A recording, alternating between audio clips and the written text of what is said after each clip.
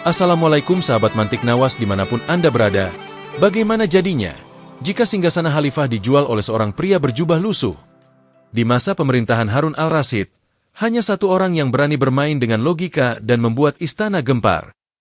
Dialah Abu Nawas. Siap-siap tertawa, karena kecerdikan bisa lebih tajam dari pedang. Di masa kejayaan Baghdad, ketika sungai Tigris memantulkan cahaya matahari seperti lembaran perak cair, berdirilah istana megah milik Khalifah Harun al-Rasyid. Kubahnya menjulang ke langit, berlapis emas yang berkilau dari kejauhan. Dindingnya dihiasi ukiran kaligrafi dan batu permata yang tertanam rapi seperti bintang di langit malam. Setiap pagi, rakyat dari berbagai penjuru negeri berkumpul di depan gerbang istana. Ada yang ingin mengajukan perkara, ada yang membawa hadiah, ada pula yang sekadar ingin melihat dari dekat simbol kekuasaan terbesar di dunia Islam saat itu. Di antara keramaian itu, hari itu muncul seorang lelaki dengan pakaian paling mencolok di antara semuanya. Ia adalah seorang saudagar kaya raya dari negeri seberang. Jubahnya dari sutra tebal berwarna zamrud, dengan bordir emas di setiap tepinya. Sorbannya tinggi dan melingkar rapi, disematkan bros batu merah delima sebesar kelereng. Sepatunya dari kulit terbaik, mengilap tanpa noda. Bahkan aromanya semerbak minyak kasturi mahal. Orang-orang otomatis memberi jalan. Dari mana dia datang?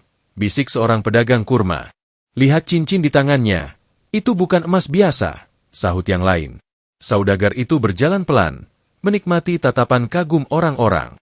Setiap langkahnya seperti pernyataan, aku lebih tinggi dari kalian.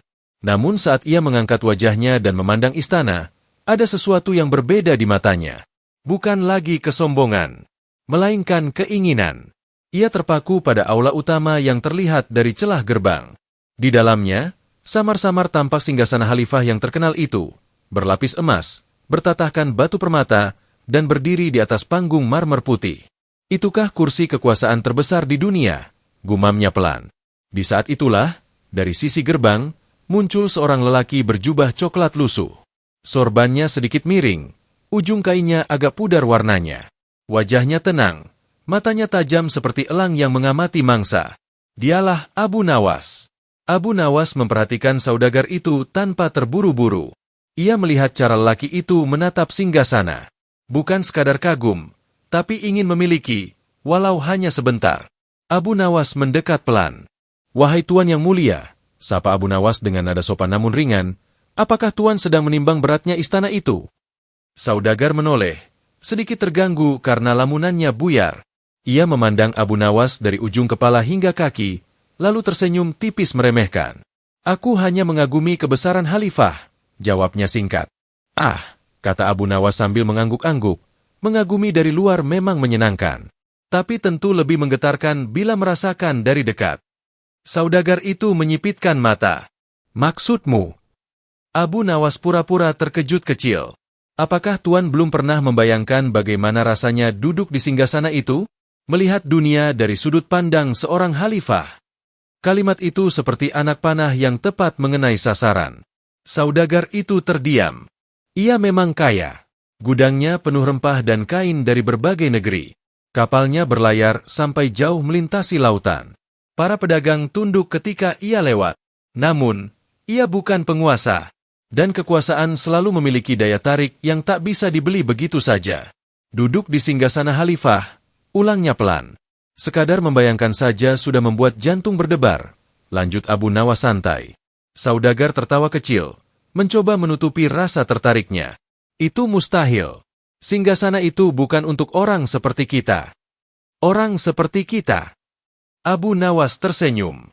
Tuan adalah orang kaya. Harta Tuan mungkin lebih banyak dari beberapa gubernur.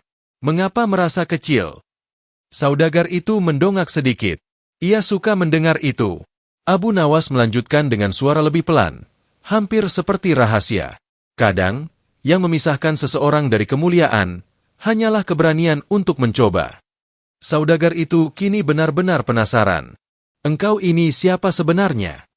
Ah, jawab Abu Nawas ringan, hamba hanyalah orang istana yang memahami seluk-beluk waktu dan kesempatan. Jawaban yang tidak jelas, tapi terdengar penting. Saudagar itu kembali memandang singgasana. Dalam benaknya, ia membayangkan dirinya duduk di sana. Para pengawal berdiri di kanan kiri. Para pejabat menunduk hormat.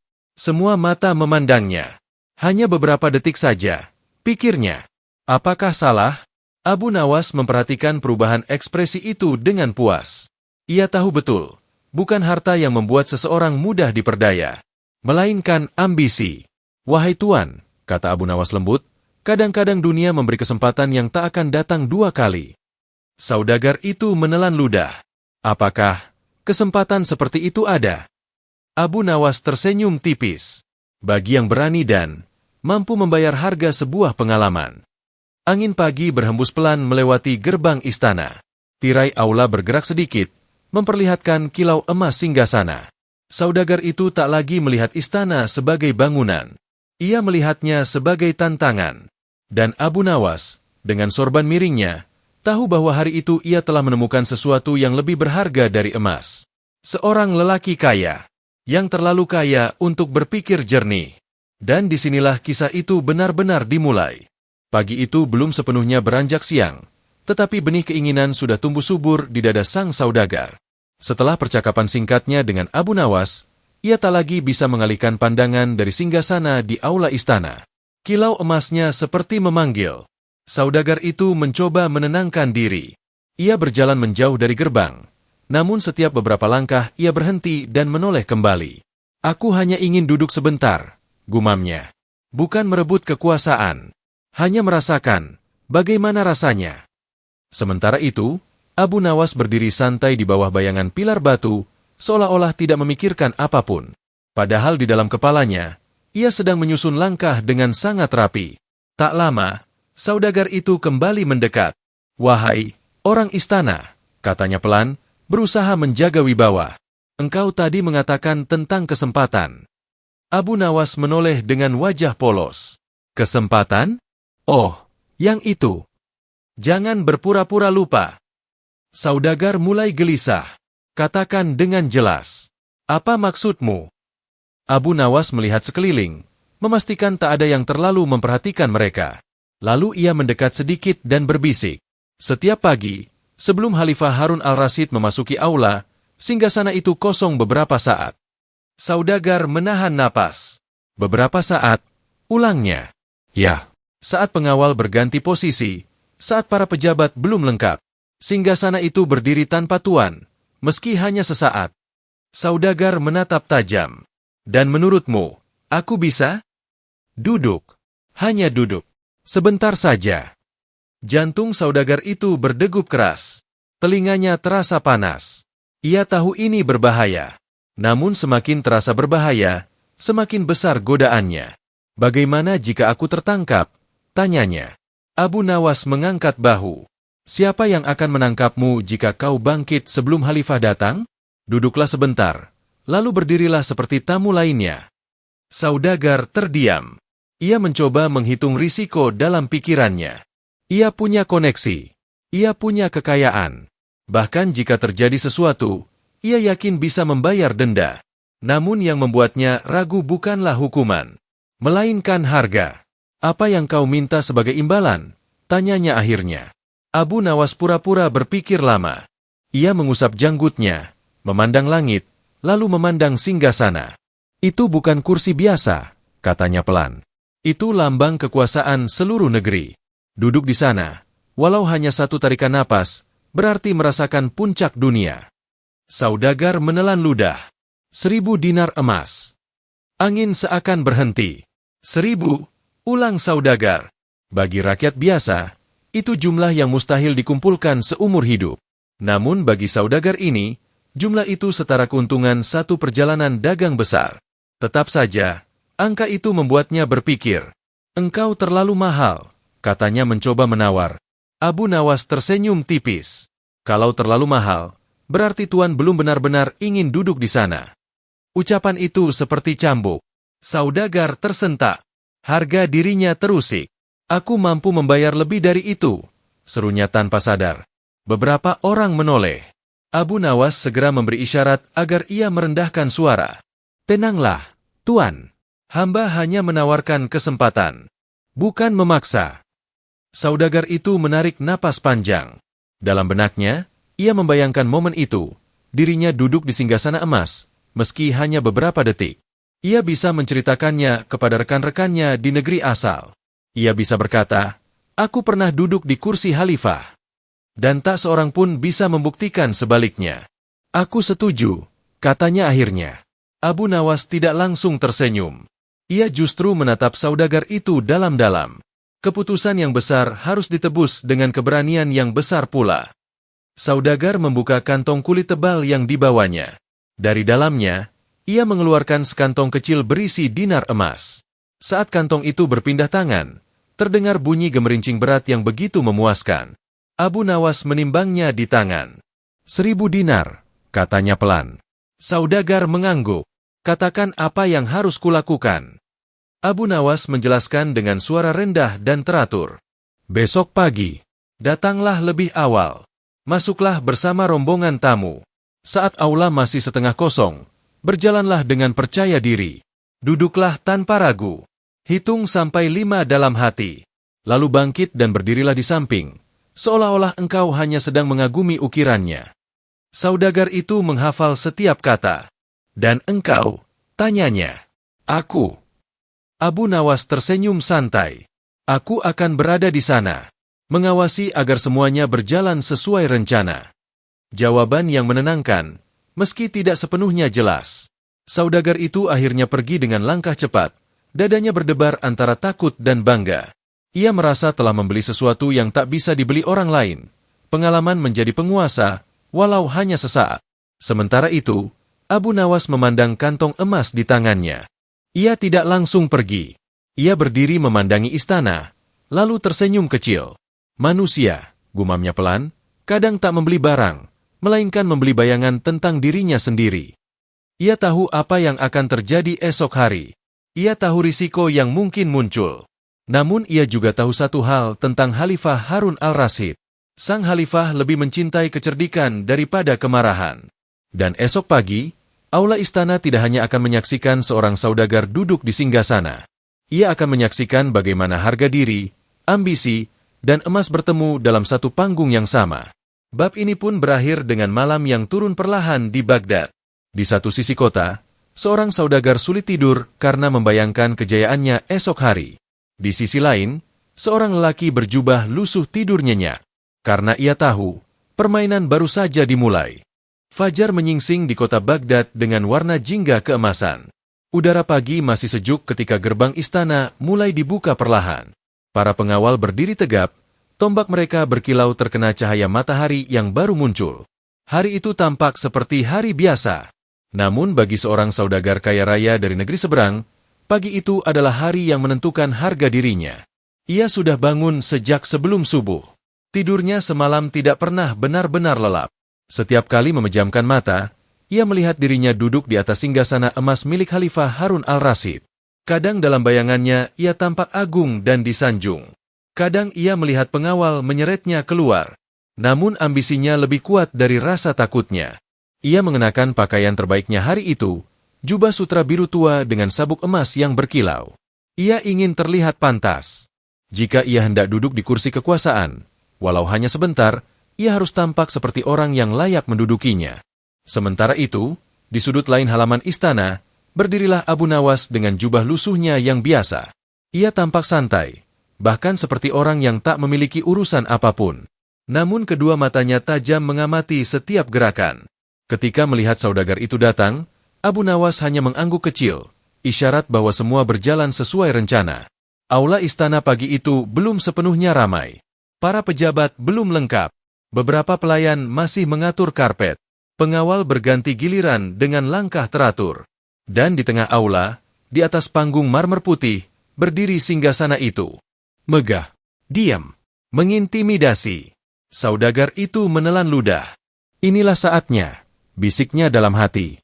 Ia melangkah masuk bersama rombongan tamu lain. Kakinya terasa lebih berat dari biasanya. Suara langkahnya seolah menggema di telinganya sendiri. Setiap detik terasa panjang. Ia semakin dekat. Kini jaraknya hanya beberapa langkah dari singgasana. Tak ada yang menghentikannya. Beberapa pengawal memang melihatnya berjalan maju, tetapi mereka mengira ia hanya ingin mendekat untuk melihat ukiran atau menunggu perintah. Saudagar itu mengangkat dagu, mencoba terlihat percaya diri. Dan akhirnya, ia duduk. Tubuhnya menyentuh permukaan emas dingin yang keras namun megah. Permata-permata kecil yang tertanam di sandaran terasa di punggungnya. Untuk sesaat, dunia seperti berhenti. Ia benar-benar duduk di singgasana Khalifah. Jantungnya berdegup keras. Tangannya mencengkeram sisi kursi. Ia menatap aula dari sudut pandang yang berbeda. Lebih tinggi, lebih dominan. Begini rupanya rasanya. Pikirnya. Ia menegakkan punggungnya. Mencoba membayangkan para pejabat tunduk padanya. Dalam pikirannya, ia hampir percaya bahwa ia memang penguasa. 1. Ia mulai menghitung dalam hati. Di sudut aula, Abu Nawas memperhatikan dengan wajah tenang. 2. Beberapa pelayan mulai menyadari ada yang aneh. 3. Seorang pengawal mengernyitkan dahi. 4. Suara langkah berat terdengar dari lorong utama. 5. Berani sekali kau. Teriakan keras memecah kesunyian aula. Saudagar itu tersentak. Tubuhnya kaku. Ia lupa berdiri. Dari pintu utama, rombongan pengawal membuka jalan. Dan di tengah mereka berjalan Khalifah Harun al-Rasyid. Wajahnya tegas, sorot matanya tajam seperti pedang yang baru diasah. Seluruh aula seketika hening. Saudagar itu mencoba bangkit, tetapi kakinya gemetar. Ia hampir tersandung saat berdiri dari singgasana. Siapa orang itu? Suara Khalifah menggema memenuhi ruangan. Pengawal segera mengelilingi saudagar tersebut. Ampun, ampun, tuanku, serunya dengan suara bergetar. Saya hanya berani duduk di singgasanaku, lanjut Khalifah dengan nada rendah namun menggetarkan. Saudagar itu merasa lututnya hampir tak sanggup menahan tubuhnya. Wajahnya pucat pasi. Semua bayangan kejayaan yang semalam ia impikan kini berubah menjadi ketakutan yang nyata. Ampun, ya Amirul Mukminin, katanya hampir menangis. Saya tidak bermaksud menghina. Saya hanya membeli kesempatan itu. Seluruh aula bergemuruh pelan. Membeli? Ulang Khalifah. Dari siapa? Tanya beliau dengan suara lebih dalam. Dengan tangan gemetar, saudagar itu menunjuk ke satu arah. Semua mata mengikuti arah jarinya. Di sana berdiri Abu Nawas. Dengan sorban miring dan wajah yang nyaris tanpa rasa bersalah. Suasana menjadi semakin tegang. Beberapa pejabat berbisik-bisik. Ada yang menatap Abu Nawas dengan cemas. Ada pula yang menunggu dengan rasa penasaran. Karena mereka tahu satu hal. Jika ada kekacauan yang aneh namun penuh pelajaran, hampir pasti Abu Nawas ada di baliknya. Khalifah memandangnya lama. Abu Nawas, panggilnya akhirnya. Suara itu tidak keras, tetapi cukup untuk membuat seluruh aula terasa semakin sunyi. Abu Nawas melangkah maju dengan tenang, membungkuk hormat. Benarkah engkau menjual singgasanaku? Tanya Khalifah. Saudagar itu menahan napas. Pengawal menggenggam tombak lebih erat.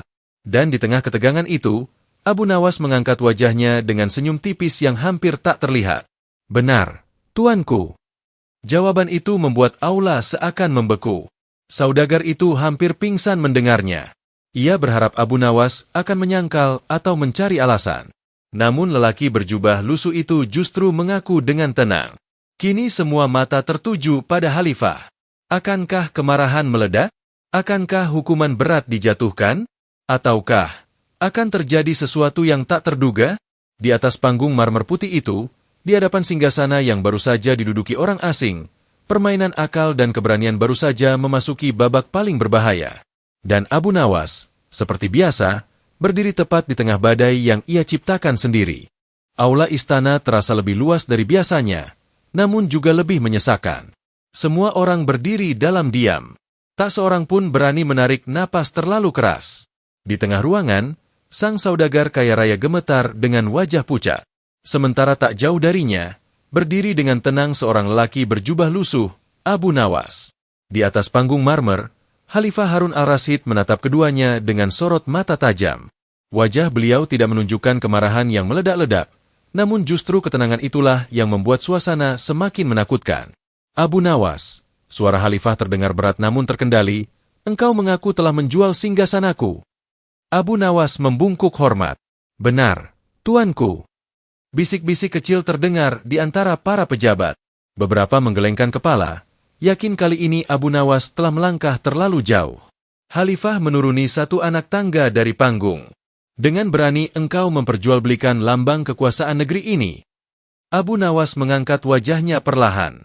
Hamba tidak menjual singgasana itu, tuanku. Suasana langsung berubah. Saudagar itu menoleh cepat, kebingungan. Barusan kau mengaku, bentak salah satu pengawal.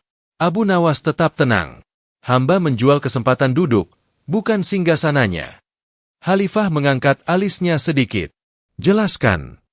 Abu Nawas melangkah satu langkah ke depan.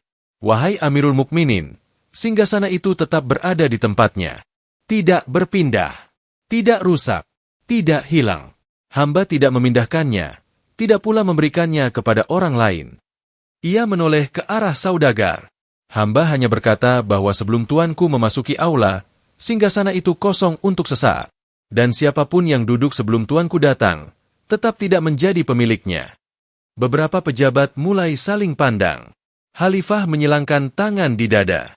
Jadi menurutmu, tindakan ini bukan penghinaan? Abu Nawas tersenyum tipis. Justru sebaliknya, tuanku. Lihatlah sendiri. Seorang saudagar kaya dari negeri jauh rela membayar 1.000 dinar emas hanya untuk duduk di singgasana tuanku selama beberapa detik. Ia berhenti sejenak, membiarkan kalimatnya menggantung. Bukankah itu bukti bahwa singgasana tuanku begitu agung? Begitu tinggi nilainya? Bahkan bayangannya saja bisa dibeli mahal. Aula terdiam. Saudagar itu membuka mulut, hendak membantah, namun tak tahu harus berkata apa. Ia memang telah membayar mahal demi kebanggaan sesaat. Khalifah memandang singgasananya, lalu memandang kembali saudagar itu. Apakah benar kau membayar 1.000 dinar? Tanya beliau. Saudagar itu tertunduk. Benar, tuanku. Dan kau duduk di sana atas kehendakmu sendiri? Iya, tuanku. Apakah Abu Nawas memaksamu? Tidak. Jawaban itu seperti mengikatnya sendiri. Khalifah kini menatap Abu Nawas lagi. Namun engkau memanfaatkan kebodohannya. Abu Nawas menunduk sopan. Hamba hanya menawarkan pengalaman. Ia yang membayar dengan sukarela. Beberapa pejabat mulai menahan senyum. Khalifah berjalan perlahan mengelilingi mereka berdua. Jika setiap orang boleh duduk di singgasana sebelum aku datang, maka di mana wibawa kekhalifahan? Tanya beliau. Abu Nawas menjawab dengan lembut. Wibawa bukan terletak pada kursinya, tuanku, melainkan pada siapa yang duduk di sana secara sah. Saudagar ini duduk, namun tidak seorang pun tunduk padanya. Tidak satu pun perintahnya dipatuhi. Tidak ada yang menganggapnya khalifah. Aula kembali sunyi. Abu Nawas melanjutkan. Justru ketika tuanku masuk, semua kepala tertunduk. Semua hati gemetar. Itu karena wibawa tuanku tidak bergantung pada emas, melainkan pada keadilan dan kekuasaan yang sah. Beberapa pejabat mengangguk pelan. Saudagar itu semakin menyadari kebodohannya. Ia memang duduk di kursi itu, namun tidak merasakan kekuasaan apapun. Yang ia rasakan hanyalah ketakutan. Khalifah berhenti melangkah. Dan emasnya? Tanya beliau singkat. Abu Nawas mengeluarkan kantong dinar dari balik jubahnya. Suara gemerincing emas terdengar jelas di aula yang hening. Masih utuh, tuanku. Engkau tidak berniat mengembalikannya. Abu Nawas tersenyum kecil. Jika tuanku memerintahkan, hamba akan mengembalikannya. Namun bukankah ia telah menerima apa yang ia beli? Saudagar itu hampir berteriak, tetapi ia tahu, ia memang telah duduk di sana. Ia tak bisa menyangkal. Beberapa detik berlalu. Semua orang menunggu. Lalu, tiba-tiba terdengar suara tawa. Pelan pada awalnya. Lalu semakin keras. Ha, ha, ha. Khalifah Harun al-Rasyid tertawa. Tawa itu menggema di seluruh aula, mengusir ketegangan yang tadi mencekam. Abu Nawas, kata beliau sambil masih tersenyum. Engkau hampir membuatku murka. Beliau memandang saudagar itu. Dan engkau, wahai saudagar, telah membayar mahal untuk sebuah pelajaran. Saudagar itu tertunduk dalam-dalam. Khalifah kembali duduk di singgasananya. Singgasana ini, kata beliau, tidak menjadi rendah karena diduduki orang bodoh. Justru ia semakin tinggi nilainya karena orang rela membayar mahal untuk merasakannya. Aula kini berubah dari tegang menjadi penuh senyum yang tertahan. Namun Khalifah belum selesai. Abu Nawas. Hamba, tuanku. Jika aku menghukummu, mungkin orang akan takut padamu. Tetapi jika aku membiarkanmu, mereka akan belajar. Beliau memberi isyarat kepada bendahara. Ambilkan 1 kantong emas dari kas kerajaan. Seluruh aula kembali terdiam. Kali ini bukan karena takut, melainkan terkejut. Khalifah melanjutkan. Berikan kepada Abu Nawas. Sebagai hadiah karena telah menunjukkan bahwa kekuasaan sejati tidak bisa dibeli, bahkan oleh 1000 dinar. Saudagar itu membelalak. Abu Nawas menerima kantong emas kedua dengan membungkuk dalam. Terima kasih, tuanku. Semoga Allah selalu menjaga kebijaksanaan tuanku. Aula kini dipenuhi bisik kagum. Dan di tengah gemerlap emas serta wibawa kekuasaan, satu hal menjadi jelas. Hari itu, bukan saudagar yang membeli kemuliaan, melainkan Abu Nawas yang sekali lagi menjual kecerdikan dan dibayar 2 kali lipat. Tawa Khalifah Harun al-Rasyid masih terasa menggema di dinding aula, meski suasana telah kembali tenang. Para pejabat mulai duduk di tempat masing-masing. Pengawal kembali ke posisi semula. Namun peristiwa yang baru saja terjadi belum benar-benar berlalu dari pikiran siapapun. Di tengah aula, saudagar kaya raya itu masih berdiri dengan kepala tertunduk. Jubah sutra mahalnya kini terasa berat seperti kain basah. Kilau emas pada sabuk dan cincinnya tak lagi memancarkan kebanggaan, melainkan seakan-akan mengejek dirinya sendiri. Ia telah duduk di singgasana. Namun bukan kemuliaan yang ia peroleh, melainkan rasa malu yang menyengat. Sementara itu, tak jauh darinya, berdiri dengan tenang Abu Nawas.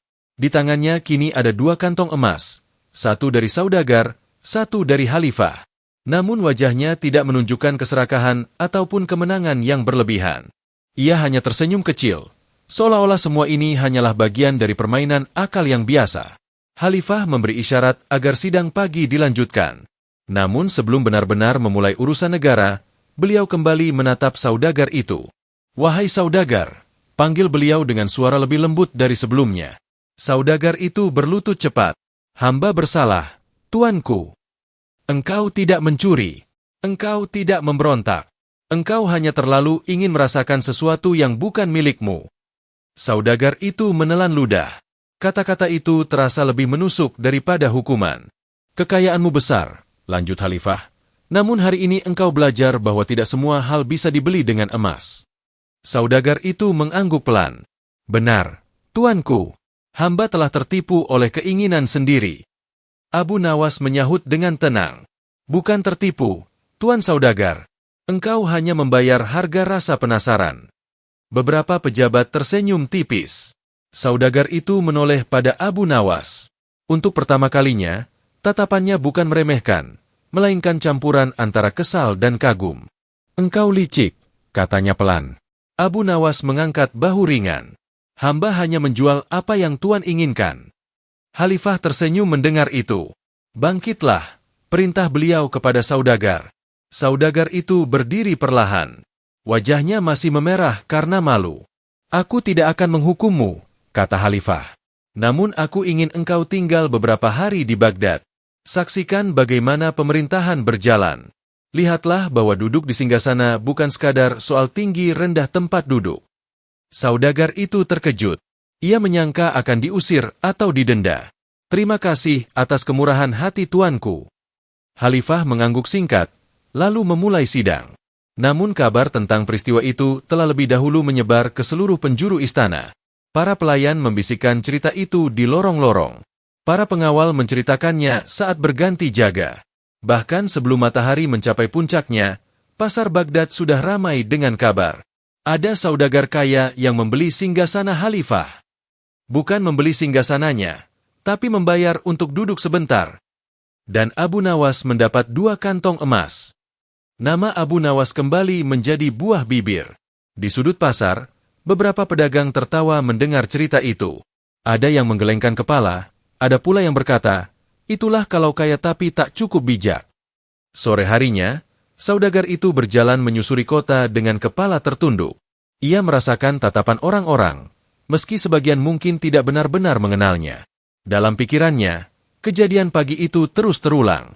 Ia teringat bagaimana ia duduk dengan bangga, lalu bagaimana ia berdiri dengan gemetar, dan bagaimana seluruh aula menyaksikan kebodohannya. Tiba-tiba, ia mendengar suara familiar di belakangnya. "Wahai Tuan Saudagar." Ia menoleh. Di sana berdiri Abu Nawas. "Apa lagi yang kau inginkan?" tanya saudagar itu dengan nada lelah. Abu Nawas tersenyum santai. "Hamba hanya ingin memastikan Tuan tidak menyesal sepenuhnya." "Bagaimana mungkin aku tidak menyesal? Seluruh kota akan menertawakanku." Abu Nawas menggeleng pelan. "Orang mungkin menertawakan Tuan hari ini, tapi besok mereka akan melupakan. Namun pelajaran yang Tuan dapatkan akan tinggal lebih lama." Saudagar itu terdiam. "Engkau memang cerdik," katanya akhirnya. "Tapi katakan padaku, apakah engkau tidak takut tadi pagi? Jika Khalifah murka, engkau bisa dihukum berat." Abu Nawas menatap langit yang mulai berwarna jingga. "Tuanku, Khalifah bukan hanya penguasa yang kuat. Beliau juga mencintai kecerdikan. Selama akal digunakan untuk menunjukkan kebenaran, bukan untuk merusak, beliau akan melihatnya." Saudagar itu merenung. "Dan kebenaran apa yang kau tunjukkan?" Abu Nawas tersenyum. "Bahwa kemuliaan tidak bisa dibeli, dan bahwa orang yang mengejar bayangan kekuasaan seringkali lupa melihat dirinya sendiri." Saudagar itu menghela napas panjang. Untuk pertama kalinya sejak tiba di Baghdad, ia merasa kecil, bukan karena kekayaannya kurang, tetapi karena kesombongannya terlalu besar. "Aku akan tinggal beberapa hari seperti perintah Khalifah," katanya pelan. "Aku ingin melihat bagaimana sebenarnya memerintah itu." Abu Nawas mengangguk.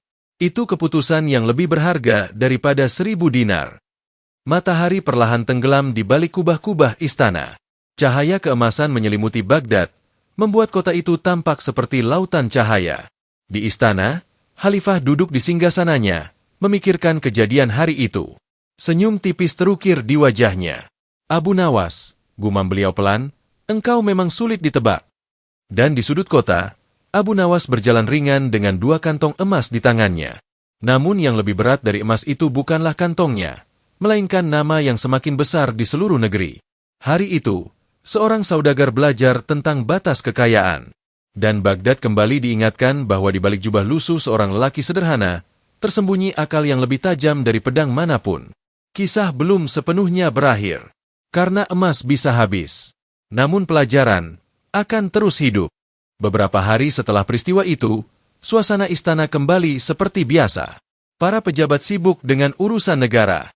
Para pengawal berdiri tegap di setiap sudut aula. Dan di atas panggung marmer putih, singgasana emas tetap berdiri megah. Tak berkurang nilainya, tak bertambah kilaunya. Namun satu hal berubah. Cerita tentang seorang saudagar yang membeli kesempatan duduk di singgasana telah menyebar ke seluruh Baghdad. Kisah itu diceritakan di pasar, di kedai kopi, bahkan di rumah-rumah para bangsawan. Dan tentu saja, nama Abu Nawas kembali menjadi pusat perbincangan. Sementara itu, sang saudagar benar-benar memenuhi perintah Khalifah Harun al-Rasyid. Ia tinggal beberapa hari di Baghdad dan diizinkan menyaksikan langsung jalannya pemerintahan. Ia melihat bagaimana rakyat kecil datang mengadukan perkara. Ia menyaksikan bagaimana Khalifah mendengarkan dengan sabar, menimbang dengan adil, dan memutuskan tanpa memandang kaya atau miskin. Ia melihat sendiri bahwa duduk di singgasana bukanlah soal kebanggaan, melainkan beban. Suatu sore, ia berdiri di sudut aula saat sidang hampir selesai. Ia memperhatikan wajah Khalifah yang tampak lelah namun tetap tegas.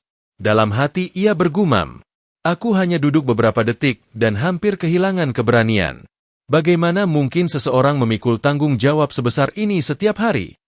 Ketika sidang usai, ia mendekati Abu Nawas yang sedang berdiri di dekat pilar. "Engkau benar," kata saudagar itu pelan. Abu Nawas menoleh. "Benar tentang apa, Tuan Saudagar?" "Bahwa aku hanya membeli bayangan tentang diriku sendiri. Aku ingin merasa besar, tanpa memahami beratnya menjadi besar." Abu Nawas tersenyum tipis. Banyak orang ingin duduk di tempat tinggi, tetapi sedikit yang siap menanggung tinggi itu. Saudagar itu mengangguk dalam-dalam. "Aku tidak lagi menyesal kehilangan 1000 dinar." "Oh." Abu Nawas mengangkat alis. "Karena dengan harga itu, aku membeli pelajaran yang tak bisa dibeli dimanapun." Mereka terdiam sejenak, memandang aula yang mulai sepi. Di sisi lain, Khalifah memanggil Abu Nawas mendekat. "Abu Nawas," kata beliau dengan nada santai, "apakah engkau akan terus menjual hal-hal yang bukan milikmu?" Beberapa pejabat tersenyum mendengar pertanyaan itu. Abu Nawas membungkuk hormat. Hamba tidak menjual milik tuanku. Hamba hanya menjual cara pandang. Khalifah tersenyum. Dan cara pandang itu kadang lebih berharga dari emas. Beliau menatap singgasana yang berdiri megah. Banyak orang mengira kekuasaan terletak pada kursi ini, lanjut beliau. Padahal kekuasaan sejati terletak pada kepercayaan rakyat dan keadilan yang ditegakkan. Abu Nawas menjawab pelan. Itulah sebabnya singgasana ini tidak bisa dibeli, tuanku. Karena yang membuatnya bernilai bukan emasnya, melainkan orang yang duduk di atasnya. Khalifah mengangguk puas. Pergilah. Jangan membuatku hampir murka lagi dalam waktu dekat. Abu Nawas tersenyum lebar. Hamba akan berusaha, tuanku. Meski hamba tidak bisa berjanji. Beberapa hari kemudian, saudagar itu meninggalkan Baghdad. Namun kali ini ia pergi bukan dengan kesombongan, melainkan dengan pemahaman baru. Ia tak lagi memamerkan kisah duduknya di singgasana. Justru ia lebih sering menceritakan bagaimana ia hampir kehilangan kehormatan karena keinginan sesaat. Di pasar Baghdad, cerita itu akhirnya berubah menjadi pelajaran rakyat. Bahwa kekayaan tanpa kebijaksanaan hanyalah beban. Bahwa kemuliaan tidak bisa dibeli dengan emas, dan bahwa kecerdikan, bila digunakan dengan tepat, dapat mengubah hukuman menjadi hadiah. Sementara itu, Abu Nawas berjalan santai menyusuri tepi sungai Tigris. 2 kantong emasnya telah ia gunakan sebagian untuk membantu orang-orang miskin, dan sebagian lagi, tentu saja, untuk hidup sederhana seperti biasa. Ia memandang pantulan cahaya matahari di air dan tersenyum sendiri. Orang kaya membeli gengsi, gumamnya pelan. Raja menjaga wibawa, dan aku hanya mengingatkan bahwa kursi tidak pernah lebih tinggi dari akal. Di kejauhan, kubah istana Baghdad berkilau di terpa cahaya senja. Singgasana itu tetap di tempatnya. Tak terbeli, tak tergoyahkan. Namun sekali lagi, dunia menyaksikan bahwa di balik jubah lusuh seorang lelaki sederhana, tersembunyi kebijaksanaan yang mampu membuat seorang raja tertawa dan seorang kaya belajar merendah.